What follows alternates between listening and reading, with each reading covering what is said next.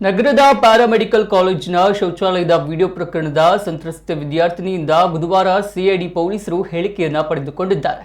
ಉಡುಪಿ ಪೊಲೀಸರು ತನಿಖೆ ನಡೆಸುತ್ತಿದ್ದ ಈ ಪ್ರಕರಣವನ್ನ ರಾಜ್ಯ ಸರ್ಕಾರ ಸೋಮವಾರ ಹಠಾತ್ ಸಿಐಡಿಗೆ ಒಪ್ಪಿಸಿತ್ತು.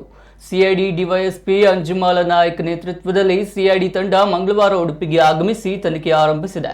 ಬುಧವಾರ ಸಿಐಡಿ ಎಸ್ಪಿ ರಾಘವೇಂದ್ರ ಹೆಗ್ಡೆ ಅವರು ಕಾಲೇಜಿಗೆ ಭೇಟಿ ನೀಡಿ ಘಟನಾ ಸ್ಥಳವನ್ನು ಪರಿಶೀಲಿಸಿದ್ರು. ನಂತರ ಸಂತ್ರಸ್ತೆಯನ್ನ ಕಾಲೇಜಿಗೆ ಬರಮಾಡಿಕೊಂಡು ಆಕೆಯಿಂದ ಹೇಳಿಕೆಯನ್ನು ಪಡೆದರು. ಆಳೆತ್ತರದ ಗೊಂಬೆಯನ್ನ ಕಾಲೇಜಿನ ಶೌಚಾಲಯದ ಎದುರು ನಿಲ್ಲಿಸಿ ಘಟನೆಯ ಮರುಸೃಷ್ಟಿ ಮಾಡುವುದರ ಮೂಲಕ ತನಿಖೆಯನ್ನ ನಡೆಸಲಾಯಿತು. ಸಂತ್ರಸ್ತೆ ಇನ್ನೂ ತನ್ನ ಮೇಲಾಗಿರುವ ದೌರ್ಜನ್ಯದ ಬಗ್ಗೆ ದೂರು ನೀಡಿಲ್ಲ. ಆದ್ದರಿಂದ ಆಕೆಯ ಹೇಳಿಕೆಯೇ ಈಗ ಸಿಐಡಿಗೆ ಮುಖ್ಯ ಸಾಕ್ಷ್ಯವಾಗಲಿದೆ.